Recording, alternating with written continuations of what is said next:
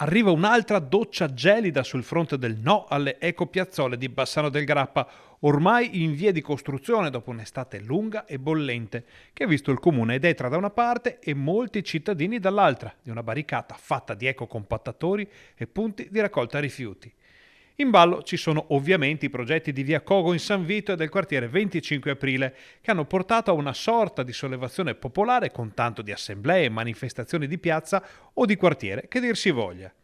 Ebbene, il Tribunale amministrativo del Veneto si è espresso sul ricorso di un gruppo di residenti che chiedevano la sospensione del procedimento e quindi il blocco dei lavori e una revisione dell'intero pacchetto.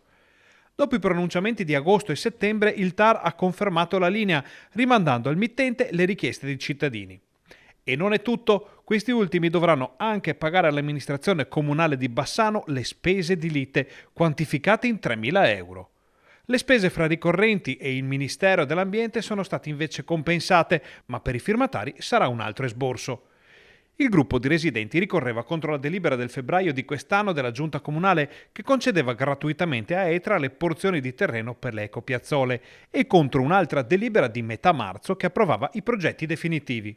ma anche contro ogni atto del procedimento che ha portato all'avvio dei lavori.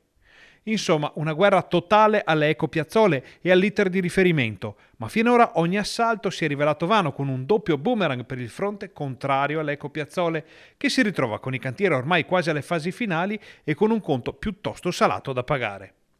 Nel frattempo, Etra ha assicurato che il porta a porta non verrà in alcun modo ritoccato e che le ecopiazzole saranno solo un sistema accessorio, mentre il comune ha pizzicato i furbetti dei rifiuti che abbandonavano il pattume nell'ecopiazzola di Rondobrenta. Una risposta con i fatti, suggerisce qualcuno, a chi diceva che gli ecocompattatori porteranno solo ulteriore degrado nei quartieri.